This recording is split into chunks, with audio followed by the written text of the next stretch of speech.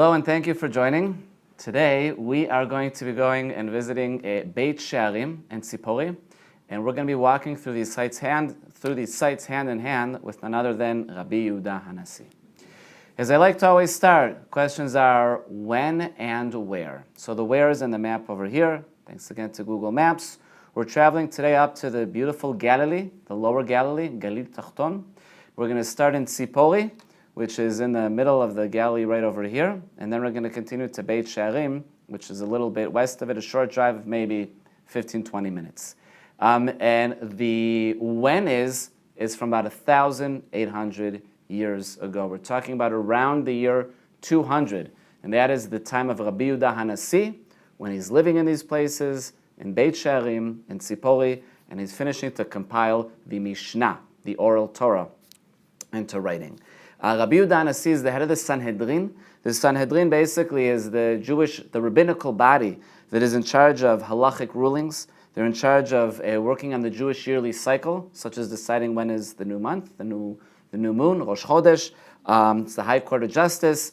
And the Sanhedrin is going to wander. Okay, they're going to make their way from after the destruction of the Second Temple, from Jerusalem, as we can see over here on the screen, to Yavne, and then up to a variety of sites up in the Galilee, Usha, Shfaram, Tzipori, and Beit She'arim. As it says in the Talmud, it'll say the Sanhedrin, which by the year around 200, Rabbi Yehuda Hanasi was the head of. The Sanhedrin was exiled from Jerusalem to Yavne, from Yavne to Usha. We're already in the Galilee now. Yavne is on the coast. From Usha to Shfaram, Beit She'arim, Tzipori, then Tiberias. Tzipori and Beit She'arim are our sites of today. We're going to be spending time with Rabbi Yehuda Hanasi, but we're also going to be talking about the uniqueness of these sites, especially in Tzipori, in the complexities of a figure like Rabbi Yehuda Hanasi. Think of the chief rabbi. But not only the chief rabbi, he's the chief rabbi that finishes compiling one of the most important codexes and halachic bodies in history. That is, of course, the Mishnah. Now, when we make our way up to Tzipori, getting to there, we can see the sign of Tzipori along the way. We can see Tzipori a little bit in the distance. It's sticking up on a hill. And as we're taking that internal road into the set of Tzipori itself, we can see it sort of sitting between the trees over here on this hill. And this will connect us to the name of Tzipori. Why is it called that? The Babylonian Talmud will tell us, why is it called Tzipori? Because it is perched on top of the mountain like a bird. Let's make our way in, and the views, honestly, just put the history and everything on the side for a minute. It's just beautiful. Oh, get to the entrance of Tzipori and just look out to the north, and we can see the lower Galilee. Moshav Hoshaya is over there, Yeshuv Hoshaya, and we can see the Ben Netofah Valley and the Afah Mountains, and further out the upper mountains of the upper Galilee in the distance. This is absolutely beautiful. Now view beyond the olive trees into Tzipori itself. And look, Tzipori, basically, like many cities in ancient times, will be built for a variety of reasons that connect together in this specific spot. First of all, it's on a hilltop, it's protected. Down below in the valley, very fertile land. We can see it today. We can see the fields over here, the lower Galilee, very, very fertile land. There's a lot of water, of course, also. And it's next to a series of trade routes, 3 different trade routes converging into Tzipori. So why not build a town over there? Tzipori itself goes back to the time of First Temple, but we're today going to be talking about Tzipori in its heyday, in its golden era, really post-Second Temple era. Second Temple was destroyed in the year 70. By then, Tzipori was already an important city, but around the year 200, that we're talking about now, when Rabbi Yehuda Hanasi is going to be living over here, it is a very important city both to the Jews and to the Romans. Roughly 18,000 people living over here in this very important city at that time. We're going to have a lot of business going on. People living over here, this is the time to be visiting Tzipori 1,800 years ago. And again, since it's the lower Galilee, we can't but not also mention the beautiful growth in agriculture and trees. A land of olive trees is described about Israel in Dvarim and Deuteronomy, and we can see so much of that over here. The olive trees over here, the growth, the fields. But let's make our way into Tzipori, and as we're about to head into the marketplace area of Tzipori, okay, Tzipori is divided into different areas, and we're going to be visiting a variety of areas in Tzipori. As we're making our way into the marketplace, let's hear a bit about the complexities of Tzipori as a mixed Roman and Jewish city with the chief rabbi, or the chief of all chief rabbis, Rabbi Yehuda Hanasi, we also know simply as Rebbe, living over there. Welcome to the fascinating site of Tzipori, a site that is sitting in a major intersection in Jewish history. We're going to go back to about 1,800 years ago, and we're going to meet Rabbi Yehuda Hanasi, who finished the project of compiling the Mishnah, the writing down of the oral Torah, which affects Jewish life today. And when he's over here, though, if we would walk around with him, if you would join in hand, interesting to see what we would see walking around with him. We'll find some of the most beautiful mosaics in Israel today. Wait a minute, this is Roman culture. Cardo, Decomanos, a theater, Rabbi Yehuda Hanasi. Over here, there's also a Jewish quarter, Mikvaot, a beautiful synagogue. There's also an absolutely fascinating home with mosaics of Dionysus, the god of wine, and so much more over there regarding mosaics. And is this the home of Rabbi Yehuda Hanasi? I mean, these questions at this fascinating site, which is also beautiful and plays a key role in Jewish history, is where we're going to be spending the next hour virtually walking around. So come join me. Okay, so a bit less than an hour, but let's make our way into the old city, what we call today the center of town. We can see the Decomanus going north-south. We want to go to the Cardo that's going east-west. What's cool to see, you can see the etchings over here on the stones over here, dating back to about 1,800, 1,700 years ago, from the chariots, the wheels that would make their way through, etched in from then all the way till today. We get a view of the cart over here, the columns on both sides, where the stores were. We can see what people would do as they're making their way through. Dice games, sitting there, taking it easy. I mean, you have all the storefronts over there. Right? People get bored eventually, so you play games of dice. You have a lot of those. One of the really cool things, in my opinion, is a menorah on the bottom right corner over here that was found etched into these stones over here. Who did it? When? Why? Interesting questions. But again, we're back over to this mix between Jews and non-Jews in Tzipori. Can take a bit of a walk along the Cardo, give us a bit of the feel. It's a little unstable today, very run down, very much used 1,800 years ago. We can see where the store, you can almost hear the store owners sitting on the side selling their merchandise as we're making our way through. And as we're doing that, maybe we'll run into Rabbi Chia, lives in Tzipori, during the time of Rabbi Yehuda Hanasi 1,800 years ago, and he talks about the importance of teaching Torah anywhere, especially and also in these places, to the younger generation. He says, how do I do it? From the Babylonian Talmud, he says, I am acting to ensure that the Torah will not be forgotten by the Jewish people. The Gemara and the Talmud notes that this is what Rabbi Yehuda Hanasi said, how great are the deeds of Rabbi Chia. And what did he do? Rabbi Chia elaborated. What do I do to this end? I go and sow flax seeds, and from then I'll twine nets with the flax. And with that, I'll then hunt deer and feed their meat to the orphans. Next, takes their hides. I take parchment from their hides, and I write the five books of the Torah on them. I go to the city and teach 5 children the 5 books, 1 book per child. And I teach 6 other children the 6 orders of the Mishnah. That's, by the way, what Rabbi Yehuda Hanasi is compiling, the Mishnah, the oral Torah. And then I say to them, until I return and come here, read each other the Torah and each other the Mishnah. This is how I act to ensure that the Torah will not be forgotten by the Jewish people. I can almost imagine this happening over here in the marketplace in Tzipori, where we were sitting a minute ago. But as we continue walking around, we're going to see one of the trademarks, really, of Tzipori. I always say Tzipori has the most beautiful mosaics in Israel. And one of the most famous ones over here is the Nile mosaic. And let's make our way to over here, and this structure whose purpose was unknown exactly, and take a look at the Nile mosaic over here. Mosaic about 1.5 million different pieces. And as we're looking at it, let's move up a little bit. I want to go here.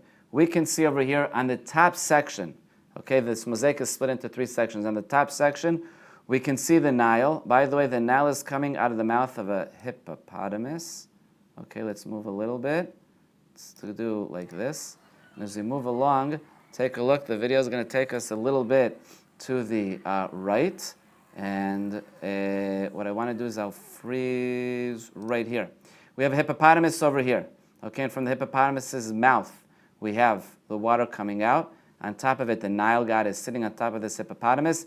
This is the water of the Nile over here. You can see different animals running around. Now, what's sticking out of the middle of the Nile? We can see the Nile meter over here. and on it you have someone standing on someone's back, etching the letters IZ, which means 17 amma, the height of about 8 meters, 25 feet. It's showing how high the water of the Nile is. And he's basically saying this is a unique year. The level of the water is so high we have to etch a whole new number, IZ 17. Show how high the water is, showing how far the water can get from the Nile to give water to the fields all around, and how that can affect the tremendous economic effect on the whole area over here, because we're talking about the area where a lot of food will come from back then in what today we call the Middle East. So that's in the top section over here. Now we have these two people riding on the horses to quickly go out and tell the people of Alexandria. All right, let's go back a little bit for a minute. Let's move back like this. Over here we can see the famous, one second, famous lighthouse. A little trick when a word escapes your mind, you just take a drink of water. You can see the famous lighthouse from Alexandria over here, sticking up, and they're quickly coming out to tell the people of Alexandria, yes, the Nile, the water this year is so high, it's going to be great, it's going to have a great impact on the economy, on the food, and that's good. Now, why am I talking? We can go on and talk about the Nile mosaic, but I'm not going to, because that's not my point over here. We can get an overall view over here of the mosaic.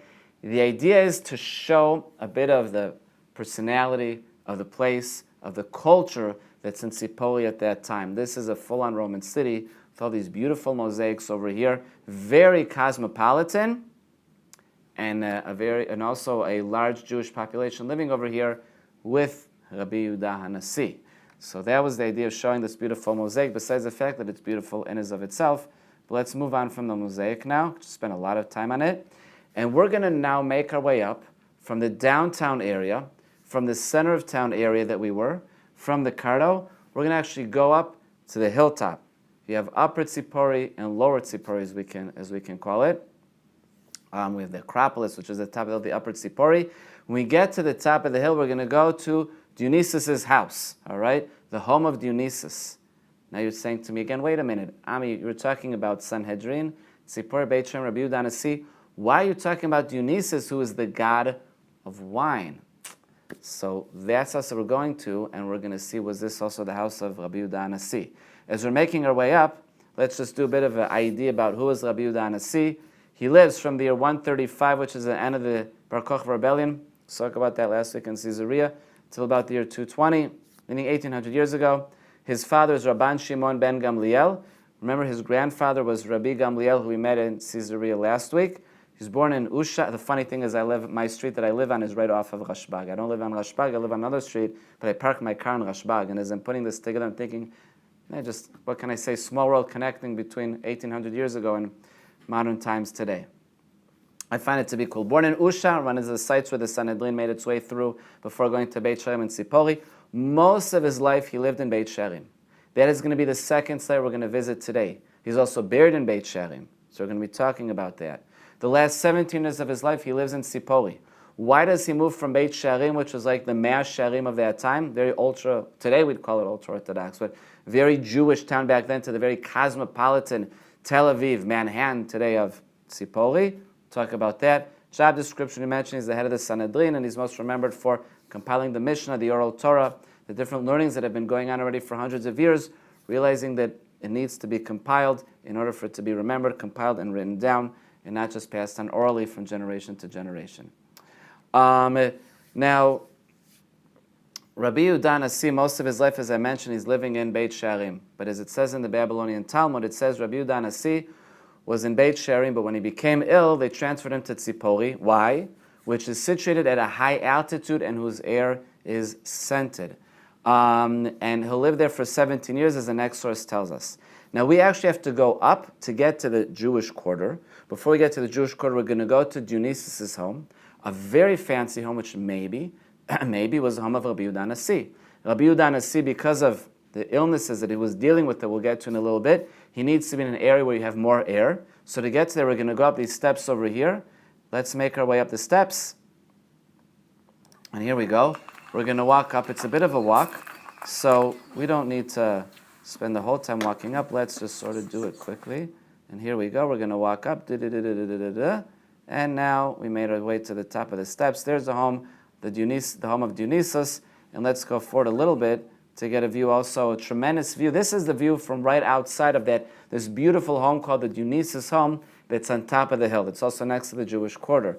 We're again looking out to the lower Galilee. We're looking out to the Beit Netofa Valley, to the mountains beyond the Yudfa Mountains, beyond that the upper Galilee. What was Rabbi Yehuda Hanasi dealing with that really he decides to move to Tzipori, and he wants to have a place where he can breathe. So the Talmud Yerushalmi will tell us for 30 years he suffered from dental pain.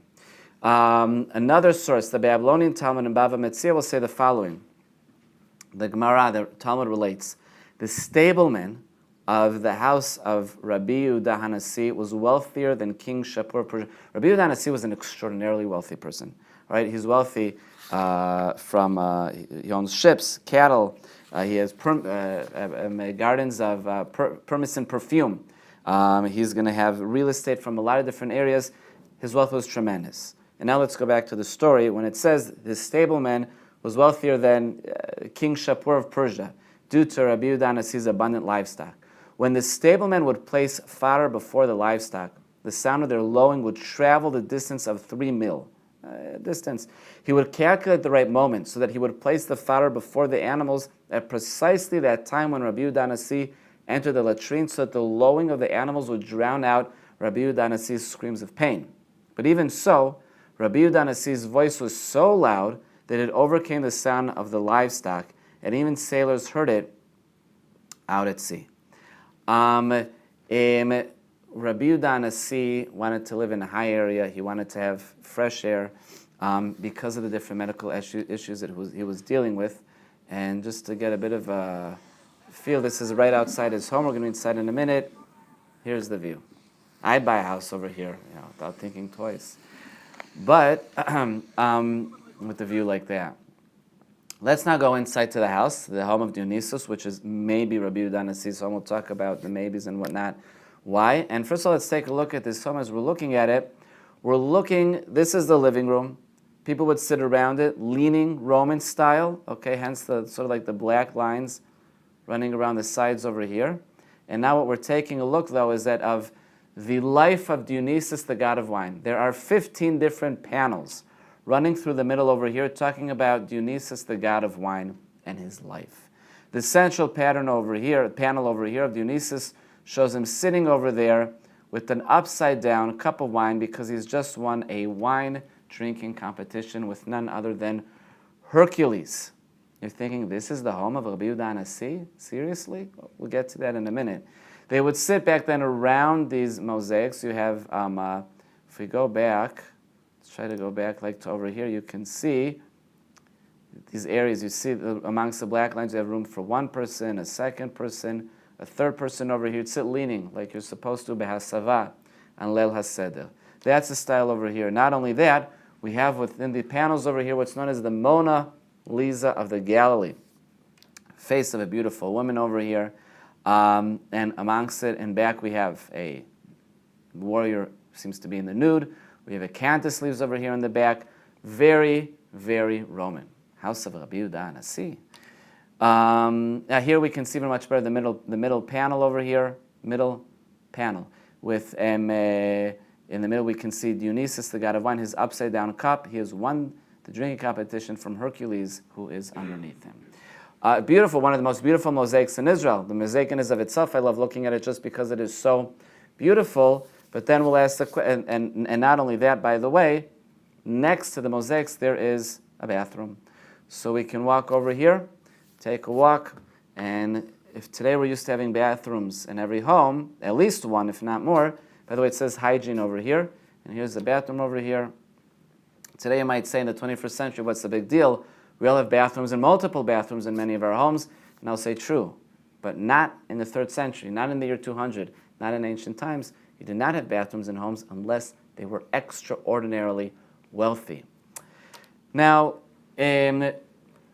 let's talk a little bit, let's try to figure out, is this the home of Rabbi Yehuda Hanasi? Is this not the home of Rabbi Yehuda Hanasi? Well, first of all, these figures that describe what we're looking at over here lived in Tzipori during the time of Rabbi Yehuda Hanasi. They knew what we're looking at over here in these pictures. On the left side, Rabbi Yossi asks, who is wealthy? Rabbi Yossi will say, anyone who has a bathroom close to his table. Rabbi Yossi lived in Tzipori during the time of Rabbi Yehuda Hanasi. He knows this bathroom. The other quote, which I couldn't find a good translation to English, so I'll just translate it as we're going, is of a description of Rabbi Yochanan, who was also living in Tzipori in the time of Rabbi Yehuda Hanasi, and he says, Anochi Hashem Elokecha panim befanim diber Hashem imachem. Says that Hashem spoke when giving the Torah to each one of us, all right, face to face of every single one. Says Rabbi Yochanan, ha'ikunim hazeh, this mosaic, hu elef bnei adam mebitim bakol echad vechad omer bi mabita. Basically, Rabbi Yochanan is saying, I know of this mosaic where when you look at it, you can look at it from 1,000 directions, 1,000 different people, and it looks like the Mona Lisa, as if to each person it is looking at you directly. It's fun to stand around, there's several people, and everyone says, yep, it sort of looks like she's moving her eyes with me as I'm walking around. Rabbi Yochanan seems to have been talking about this mosaic. He's with Rabbi Yehuda Hanasi during this time in Tzipori. They were very possibly describing what they knew from Rabbi Yehuda Hanasi's home, exactly these things that we see over here. I'm using the word possibly because we don't know for sure, but it could be.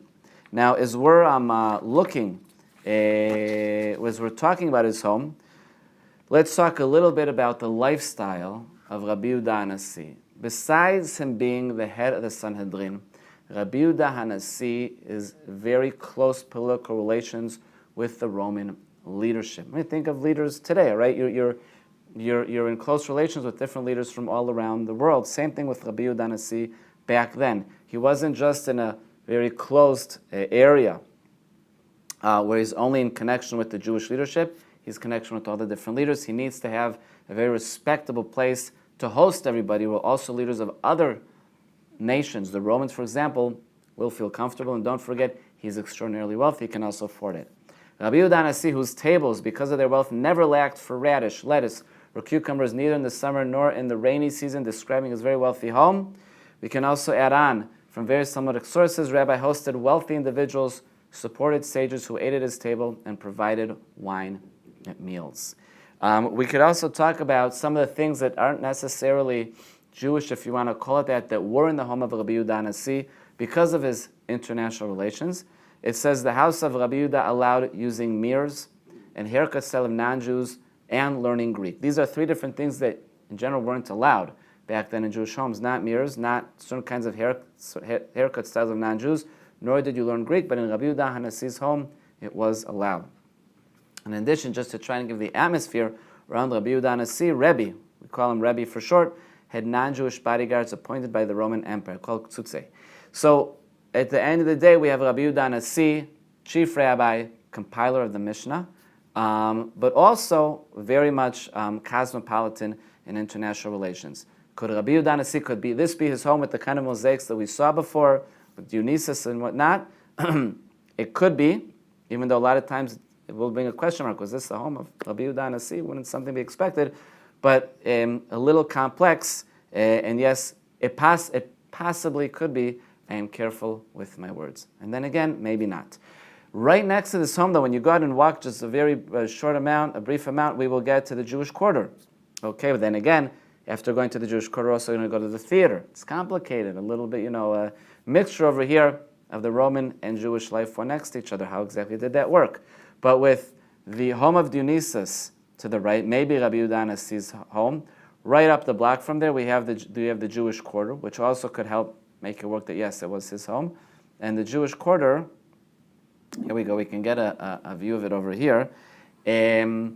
Inside the area of the Jewish quarter, which dates from the end of the Hellenistic Maccabee era, about 2,200 years ago, all the way through to the Roman era that we're talking about now, 1,700 years ago, there were about 20 mikvaot, ritual baths, that were found.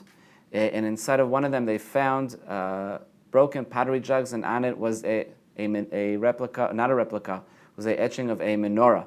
In addition to that, we also know that the Kohanim family, the Da'aya family lived over there.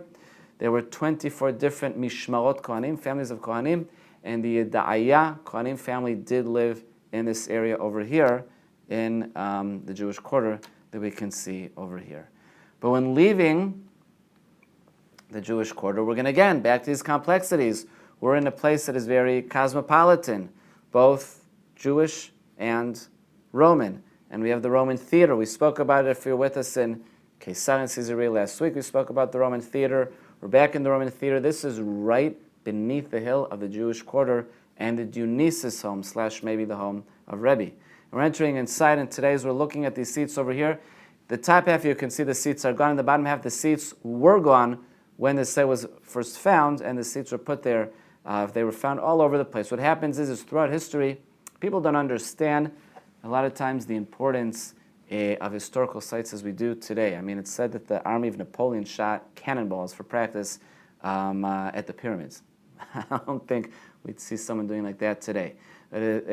So people throughout history didn't realize the importance of preserving the theater, so they took the stones of the seats and they reused them in different places. So some were put back again, and that's what we're looking at in the bottom half right now.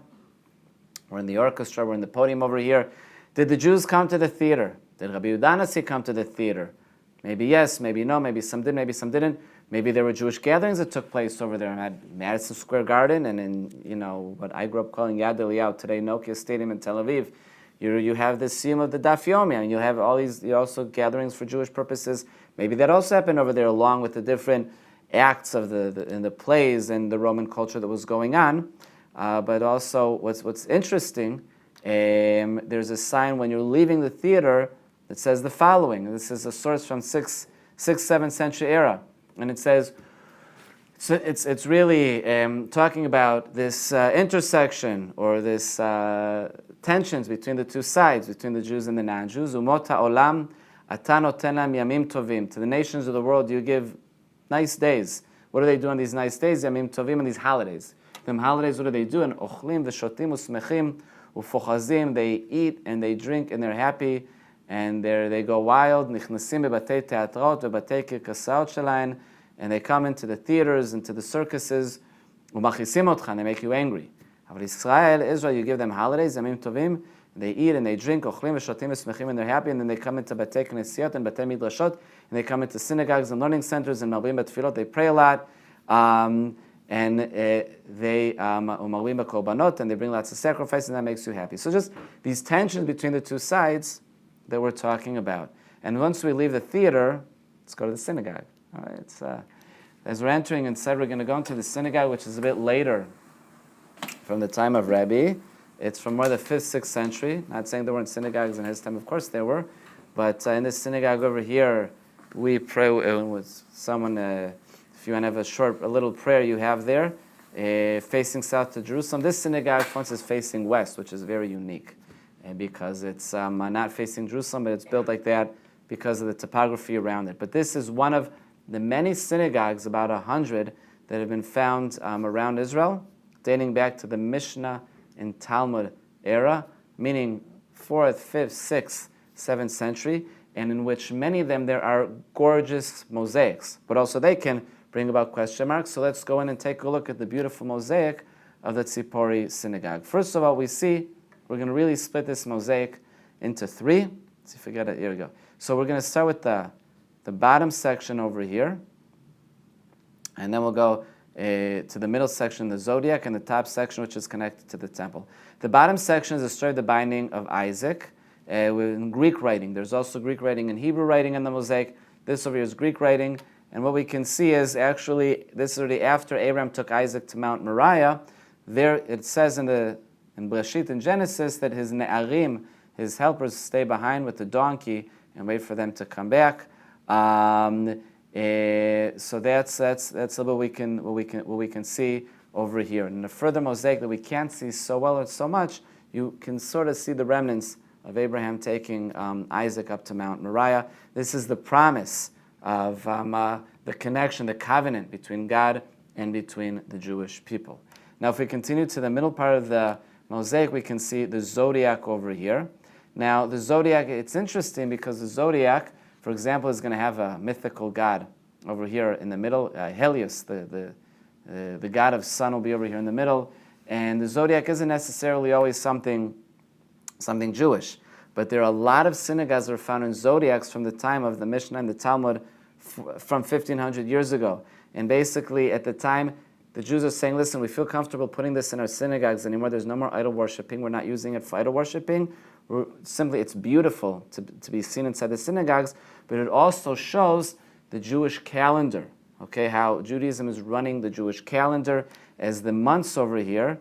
For example, we can see Adar, Dagim, Pisces, and we can see the different months over here that are in the corners, the different seasons over here, such as Tevet, which is the winter, Nisan, which is the spring, which is around Pesach time. So that's running the Jewish calendar. So we're starting with the covenant between God and the Jewish people, right, through Abraham and Isaac. And we're, by the way, take a look. Now we get a bit of a picture of it. If these are the helpers of Abraham and Isaac here, this is where the binding of Isaac takes place. Can't really see it. You can see a tree, sort of see a ram a little hard in the angle from over here, and you can see the shoes that were hung up on the side as they were going to this holy place. But coming back over here to the mosaic over here, starting with the covenant over here of God with the Jewish people, here is the mosaic of God and also the Sanhedrin running the Jewish yearly calendar. And now we're going to go to the top third section over here, and this is the temple. Okay, we can see the daily sacrificings over here, and we can see the lamb over here for the daily sacrifice, the trumpets that's being blown. We can see the dough and the oil that's being brought. We can see the showbread table, the bikurim, the first fruit over here. On the top, the angle's not the best, but we can see the menorah on top over here on two sides. We can see the entrance to the temple, okay, where the Ark of Covenant and the tablets were. And this is God's covenant between Him and the Jewish people coming to fruition with the building of the temple and different activities taking place over there. So this is the beautiful, beautiful synagogue in Tzipori. I can talk a lot more about synagogues around Israel. In the mosaics, I did this somewhat briefly over here because we want to continue on from over here because we still have a lot of part of the story of Rabbi Yehuda Hanasi to tell. At this point, we're going to leave Tzipori. And as we leave Tzipori, we're taking a short drive. We are going to go to where Rabbi Yehuda Hanasi spent most of his life, both growing up over there till the last 17 years of his life in Tzipori, and also to where he was buried, and that is Beit Shari. Maybe 20-minute drive as we go, as we make our way through the lower Galilee, from Tzipori to Beit She'arim. And here we can see, of course, the sign, Beit She'arim. And as we make our way to Beit She'arim, a little bit off the beaten track, before actually going into the paid area of the site itself, because national parks are usually paid, if you know where it is, see something that's outside of the paid area, and that is what was apparently the building where the Sanhedrin and Rabbi Yehuda Hanasi sat 1,800 years ago. It's where he sits before going to Tzipori. And again, when you're sitting, this is the Sanhedrin, what are you doing? You're making decisions, you're making halachic decisions, you're sitting as a high court of justice, you're making decisions about the Jewish calendar, very important, okay? When is the new month, for example? Some of the many decisions that they'll make. Now, this is a basilical structure, all right? It doesn't look good because, unfortunately, it's not within the paid area of the national park. There's not work done to keep it nice and clean and whatnot, which is really, really a shame. But what does it say about the Beit Midrash, about where the Sanhedrin sat? It says the Sanhedrin sat in an achsadra, a basilica. This is totally a basilica. We can see basilicas when you have naves, two halls on the side, and then the middle hall sort of in the middle, of course. So you can see two lines of columns over here. 1, 2. Here's the middle hall, and here's the nave on one side. Another side. This is a full-on basilica, an achsadra, dating back to the time of Rabbi Yehuda Hanasi, sat here with the Sanhedrin, which is very cool. By the way, also cool to come up to here, just because if you walk up to this tree over here, you get a great view beyond it of the Jezreel Valley, which will also lead us to the site itself of Beit She'arim that we're going to really enter more in a moment. Beit She'arim is a Jewish site. As opposed to Tzipori, cosmopolitan, mixed non-Jews and Jews, Beit She'arim was a Jewish site, built at the end of the Second Temple era, and it lived off of agriculture. Because right beyond these trees over here, we have Emek Israel, we have the Jezreel Valley, with a tremendous amount of agriculture that is inside of it. Pork agriculture, right? It was called Asamei Melech.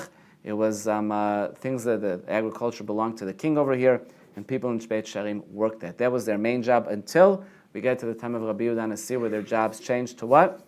Working on burial sites, graveyards, because that's what this place really turns into at that time. And that is going to lead us into over here. Look, as we make our way into Beit She'arim, from around the year 220, when Rabbi Yehuda Hanasi is buried over here, until, for the next about 130 years, until 350, when there's a great rebellion that ends everything over here, this is going to be the place that if you're Jewish, this is where you want to be buried. You can be buried outside of Israel, but in order to encourage people to be buried inside of Israel, the sages said that anyone who's buried in Israel is as if they're buried underneath the Mizbeach, buried underneath the altar.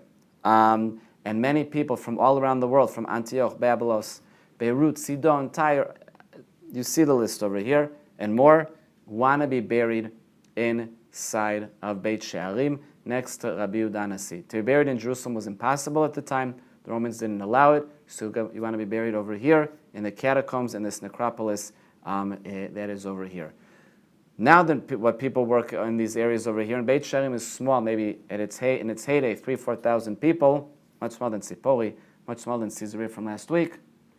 They're going to work in anything that has to do with burial, meaning creating sarcophagi. We're going to see a lot of them in a minute.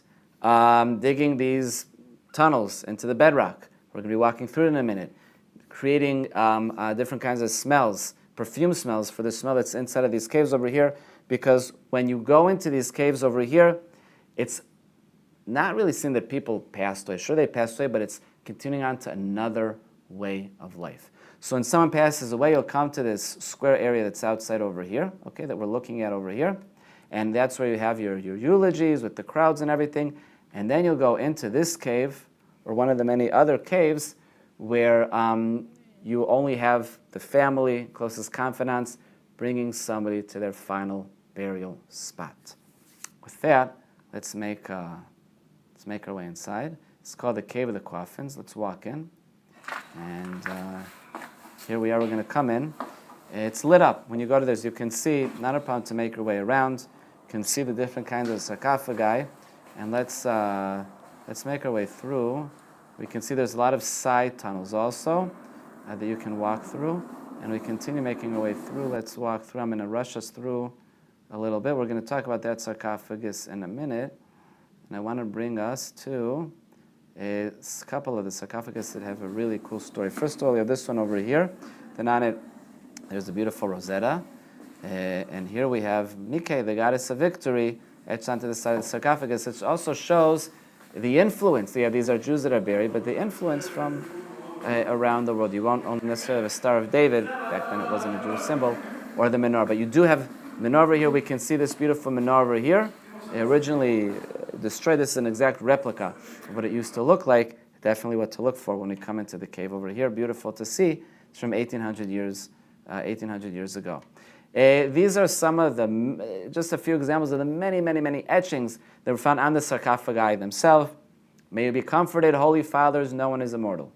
Anyone who shall open this burial shall die of an evil end. And then they were all open. What happens is over the years, people will come in, thieves will come in, robbers will come in, they'll break in because people were buried with coins and treasures. The treasures will be stolen by people, and then animals will eat the remains of the people. So when you come to sarcophagus, 99% of the time, nothing inside.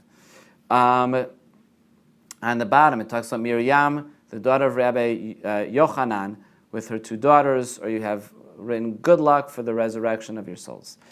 These are some of the sarcophagi, just to see. It's beautiful. You walk through, really is beautiful. We spoke about Nike, the goddess of victory. People are influenced from cultures all around. Rosetta Stone over here. Lions on the bottom, and on the bottom right side we can see this is the entrance to the temple, the doors to the holy of holies, to the area of the great hall.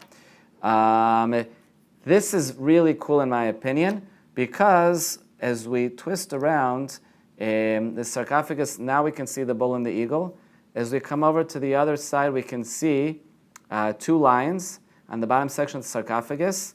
And what does Ezekiel talk about? He talks about the act of creation, Ma'aseh Merkavah. Talks about a human. What does the Ma'aseh Merkavah, the act of creation, look like? He talks about a human face, the face of a lion on the right, the face of an ox on the left, and the face of an eagle at the back. And of course, we have a person inside. So here we have a sarcophagus that shows us the Ma'aseh Merkavah, the act of creation. I find it to be very cool. Back to the menorah that we saw before. Now, we're going to leave. We just took a very short walk. And what we did is we left the caves that we were in before at literally 50 meters, if even that much, walk to the next entrance to these caves over here, where it is believed this is the burial cave of Rabbi Yehuda Hanasi and his wife. Now take a look, and this is important to realize, on top of this entrance over here, we can see these steps, all right? Now these steps we're going to get back to soon enough. Rabbi Yehuda Hanasi, how do we apparently know that this is his burial site? There are 3 different variables that are going to show that this is his site. First of all, Rabbi Yehuda Hanasi requests that he be buried connected to the ground, okay, not necessarily in a sarcophagus. Second of all, some of the people that are important to Rabbi Yehuda Hanasi's life are mentioned inside the cave, like graffiti, 2 of his sons and his top student. And also, he requested in his life that after he passes, may his words be his memory, meaning learn my studies, teach my studies. And on top, we're going to go to here soon enough, on top of his burial cave, we can see these steps over here. These are benches, and we're going to go up to there soon enough. Now, if we're talking about Rabbi Yehuda's burial cave, there's a whole story about the end of his life and how he's going to die, and he's being brought to his cave. Quite dramatic, and let's tell the story, the quite dramatic story of his death. Remember, Rabbi Yehuda Hanasi was very, very sick from intestinal problems and dental problems, and the Babylonian Talmud says the following. It is related that on the day that Rabbi Yehuda Hanasi died, the sages decreed a fast and begged for divine mercy so that he would not die. Now at that same time, the maidservant of Rabbi Yehuda Hanasi ascended to the roof and said, the upper realms are requesting the presence of Rabbi Yehuda Hanasi, and the lower realms are requesting the presence of Rabbi Yehuda Hanasi. May it be the will of God that the lower worlds should impose their will upon the upper worlds. He should live. However, when she saw many times he would enter the bathroom and remove his phylacteries, tefillin, and then eggs and then put them back on, and how he was suffering with his intestinal disease, she said, may it be the will of God that the upper worlds should impose their will upon the lower worlds. He says, look, at the beginning I didn't realize how much he was suffering, so I was hoping that the sages would win out and that he would continue to live. But when I saw how much he was suffering, I said, enough is enough. God, please let him end the suffering. And the sages, meanwhile, would not be silent. They would not refrain from begging for mercy, so Rabbi Yehuda Hanasi would not die. Basically, as long as they prayed, he couldn't die because they were praying for him.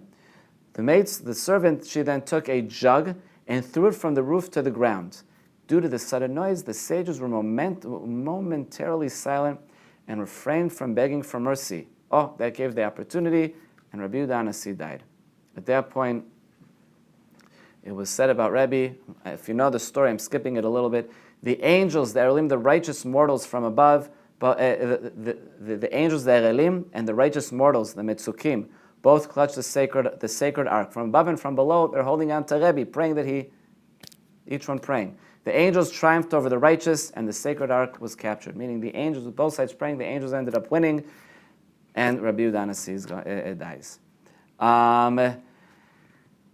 It describes Rabbi Yehuda Hanasi's burial procession, and it says, I'll translate from Hebrew to English. It was Friday. It was Friday that he dies, and he's making his way through the different towns and synagogues.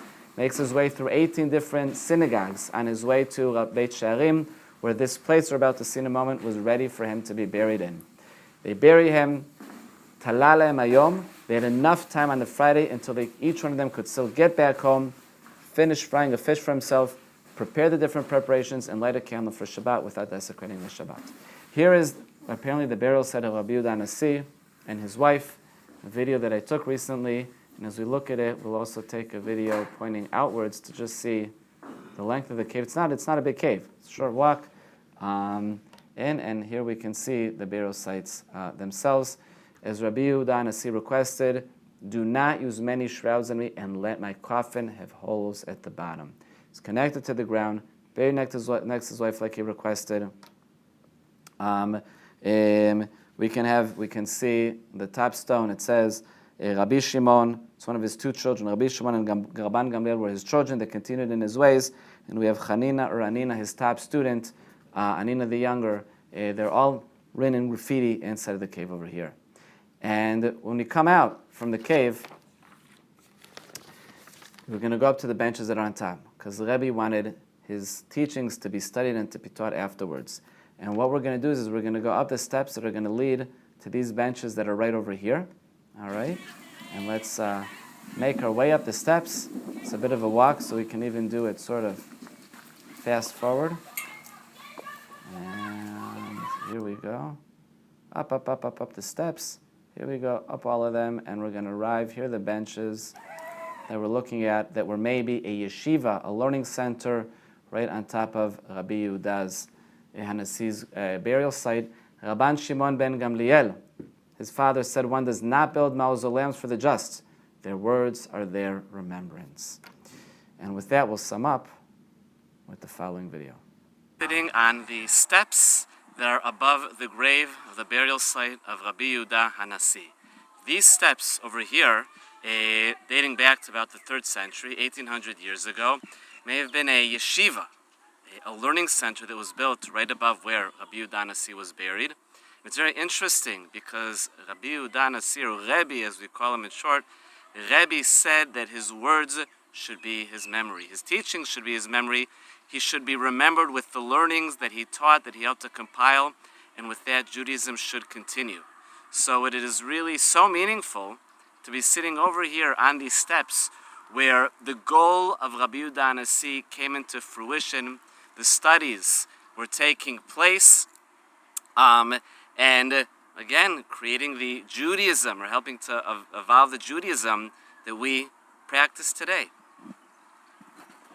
So today we traveled in the Galilee, hand in hand with Rabbi Yehuda Hanasi, through Tzipori, through the challenges over there, the cosmopolitan city of Tzipori, and finished by going back to his hometown of Beit and going through this beautiful necropolis, and seeing where Rabbi Yehuda Hanasi eventually was buried.